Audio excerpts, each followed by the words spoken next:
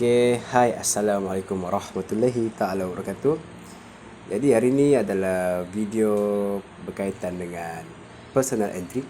Jadi saya akan sharekan lah macam mana saya boleh jumpa setup ni. Okay. Jadi saya akan delete dulu semua zone-zone ni.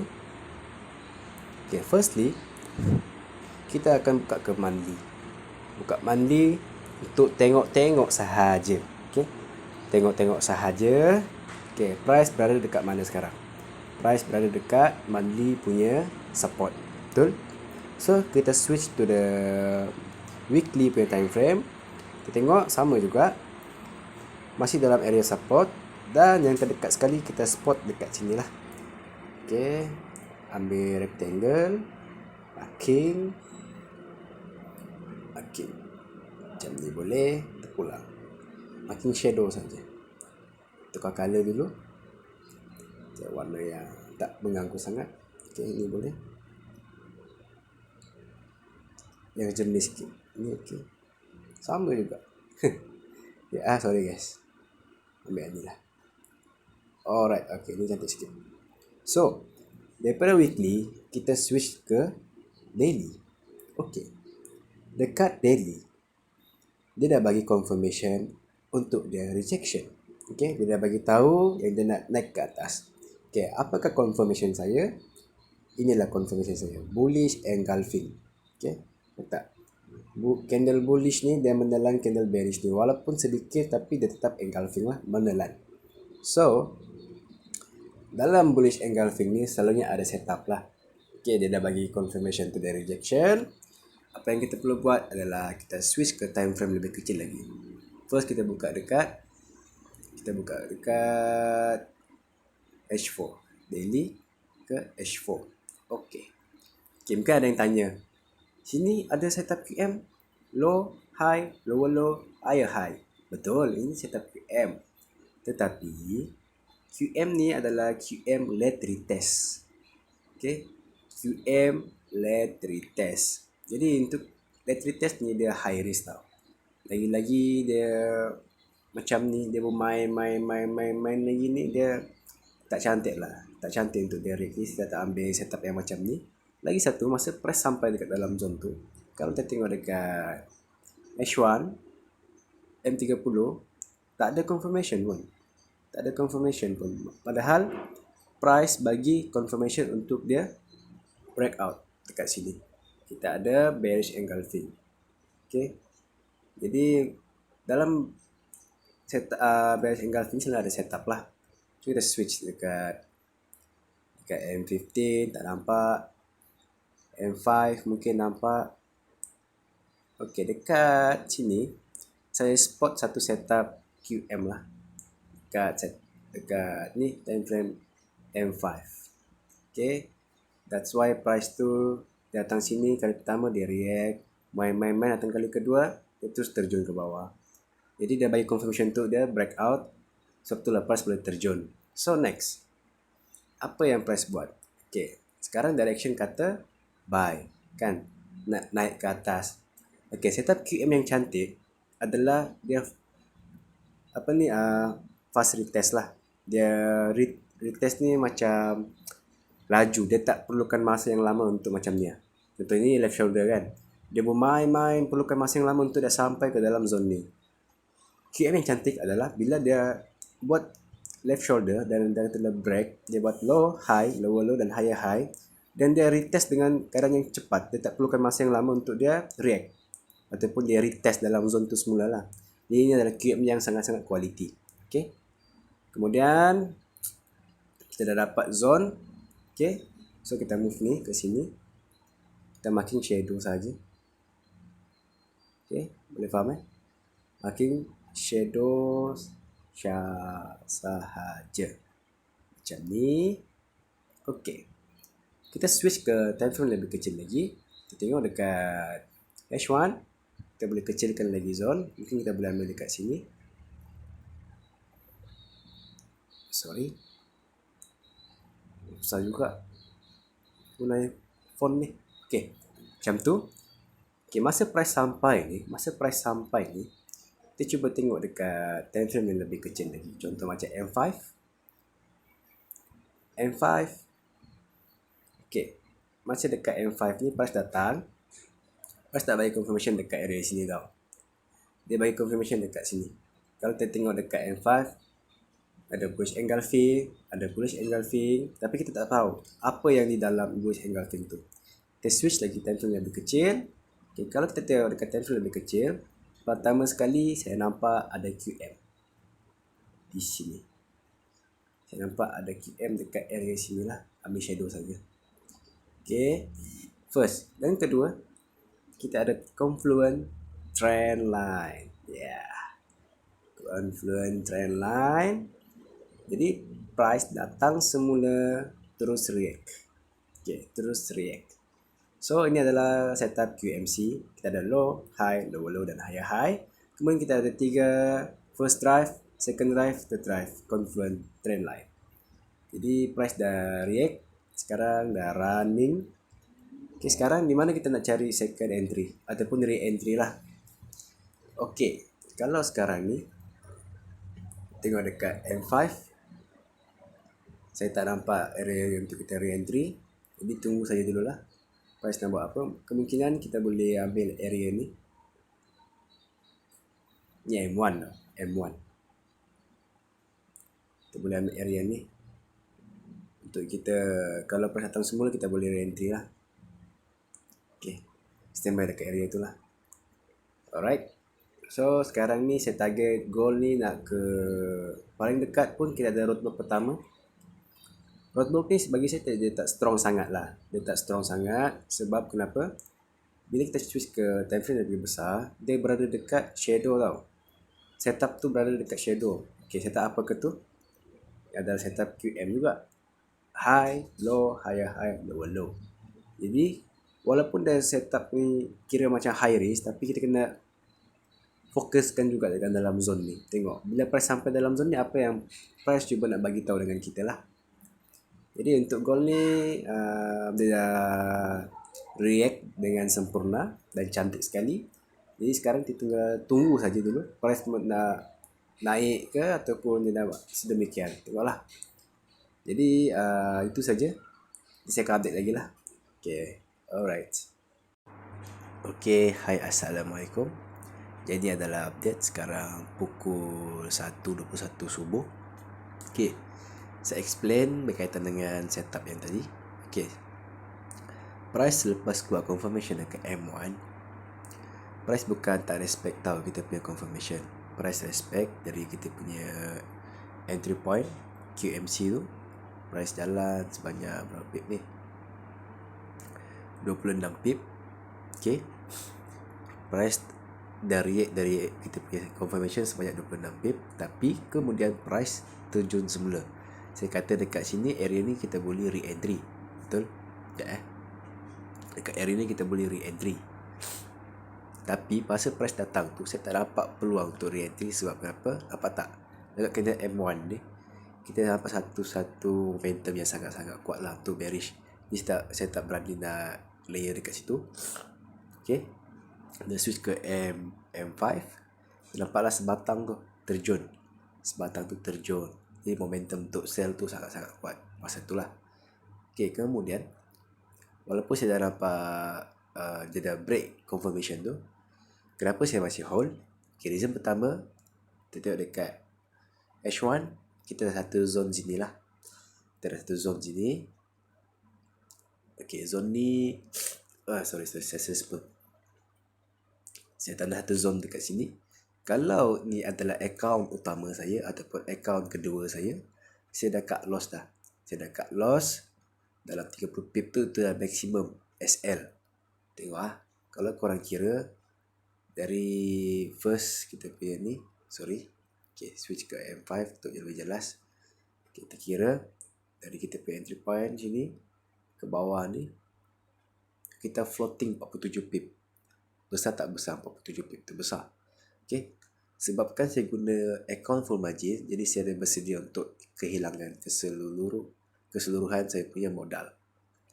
Jadi apa yang membuatkan saya bertahan untuk hold account ni adalah sebabkan ada satu zone dekat bawah ni. Okay, ini ada the last zone. The last zone untuk saya hold. Kalau the last zone ni dia break juga, maknanya price tak jadi nak naik, dia nak turun lagi. Tapi syukur Alhamdulillah price react dekat area ni dengan cantik lah. Sharp entry. Okay. Jadi, apa yang cuba saya nak sampaikan, kalau korang nak full margin, korang kena pastikan akaun korang tu masih boleh tampung floating sebanyak 50 pip. Okay. Contoh macam saya, Alhamdulillah lah, masih boleh tampung lagi. Sebab tu saya tak menggunakan leverage yang sangat-sangat besar. Biar leverage 1/500 tu dah mencukupi lah untuk kita mengawal kita punya margin. Dan mengawal akaun kita tu daripada terkena margin call sebelum price tu boleh pergi lagi. Kadang-kadang macam tu lah. Price bukan tak respect setup, dia macam mencari order tu. Dia buat manipulation dengan little trader ni, kemudian baru dia nak pergi. Itu masalah dia. Kita dah tahu entry point kita macam ni. Dia respect tapi tak pergi jauh. Malahan price turun lagi jauh untuk cari di mana area untuk dia naik ke atas semula. Dia mencari di mana yang big trader letak order orang. So, dekat area ni lah. Dekat area ni price react dengan laju lah. Dia datang, touch dan terus terbang semula. Okay. Jadi sebab itulah saya mengatakan kalau nak full margin, pastikan akaun korang tu masih boleh tampung 50 pip floating. Jangan sebabkan 10 pip floating dan MC. Jangan. Sayang duit. Okay, Alhamdulillah dari first entry kita price dah running sebanyak 140 pip lah lebih kurang. So saya layer dekat sini. Kenapa saya layer dekat sini? Mari saya explain. Firstly, kita ada nampak area ni. Simple saja. Breakout, pullback, entry sama juga. Kemudian, dalam masa yang sama ni adalah zone QM. Zone QM yang high risk saya katakan tu. Masa price tu on the way naik, masuk dalam zone ni saya tak nampak pun dia ada rejection ke. Saya tak nampak pun yang dia tu nak dia nak respect zone tu. Jadi sebabkan dia tak respect, saya nampak dia tak respect, saya entry full macam dekat area tu. Saya tambah layer lagi. Macam ni saya tambah layer lagi. Tambah layer lagi. Sampai habis margin. Jadi kiranya saya nak grow kau account ni. Saya nak buktikan dengan korang, kalau korang ada ilmu, korang pun boleh buat. Okay. Yang paling penting dalam forex ni, pertama adalah waiting game. Korang kena banyak bersabar, kemudian banyak lakukan latihan sampai korang faham behavior market tu macam mana lah. Satu pair tu dia tak sama tau. Dia punya behavior, sifat-sifat market tu tak sama. Macam gold ni kalau korang perasan, dia sangat-sangat respect dengan zone-zone supply and demand lah.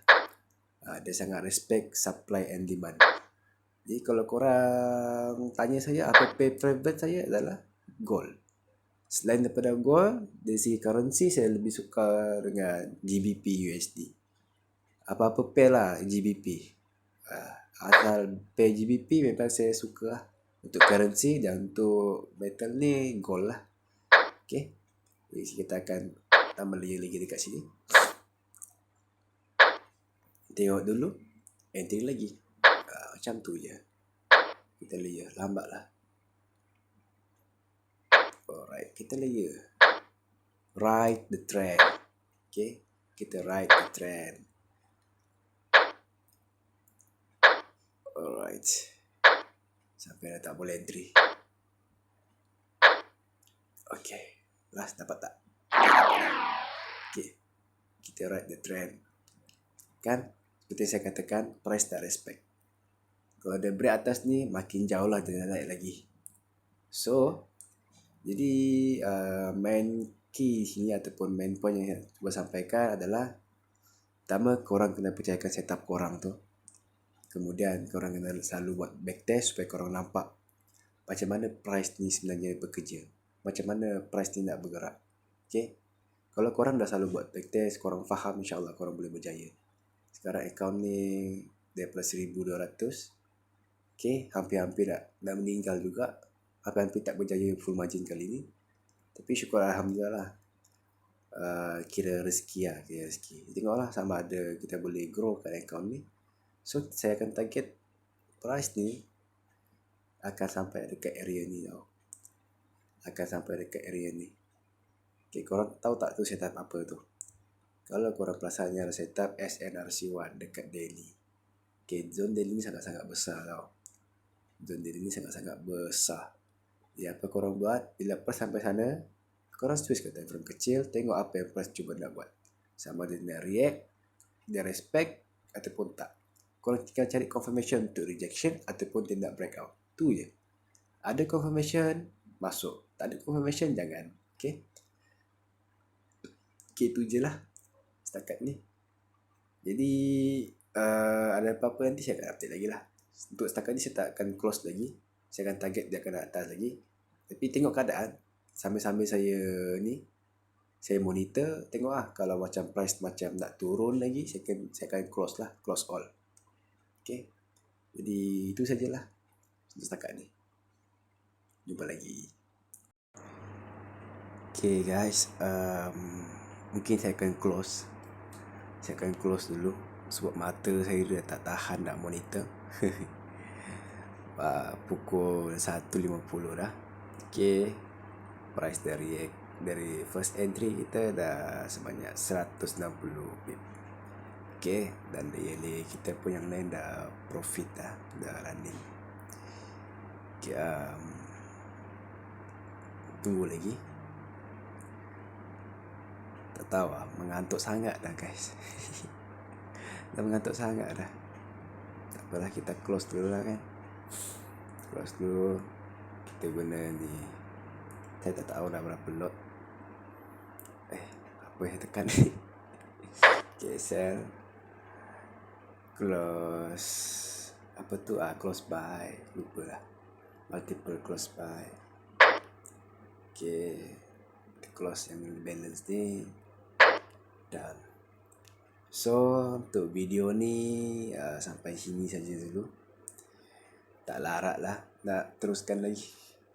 Dah nak pukul 2 dah. Okay lah, jadi itulah. Okay, untuk pengakhir kata, InsyaAllah saya akan ajar dari awal sampai ke akhir apa yang saya faham, apa yang saya tahu. Jadi untuk pegol ni, saya target sampai sini tau. Saya lupa juga sebenarnya kenapa saya tak letak BE lah. Sepatutnya saya letak BE dalam 1, 2, 3 order macam tu. Entry tadi dekat bawah ni, tapi dah terlanjur. Tak apalah guys, dah mamai sangat ni. Jadi kita akan sambung lagi lah dekat next setup. Okay, ini yang saya katakan. Okay, kalau korang pasal ni SNRC1, so dekat H4 kita nampak apa? Kita nampak SNRC2 lah. Kita ada support, kita ada drop, base drop, dia break support kat bawah ni. Jadi kita boleh standby sell dekat area-area sini lah. Kita boleh monitor lah nanti. Jadi untuk gold ni itu saja video full margin saya. Personal entry dari 1,200 dah profit 3,273 dolar dalam satu setup yang kita ride trend sekali. Jadi walaupun hampir gagal untuk full margin dan growkan account ni, tapi alhamdulillah lah rezeki. Jadi apa yang saya katakan, korang kalau nak full margin pastikan account korang tu masih boleh tampung floating 50 pip. Okay, itu yang paling terpenting sekali lah. Masih boleh tampung floating 50 pip. Alright. Jadi itu saja. Jumpa di video akan datang. Assalamualaikum warahmatullahi wabarakatuh.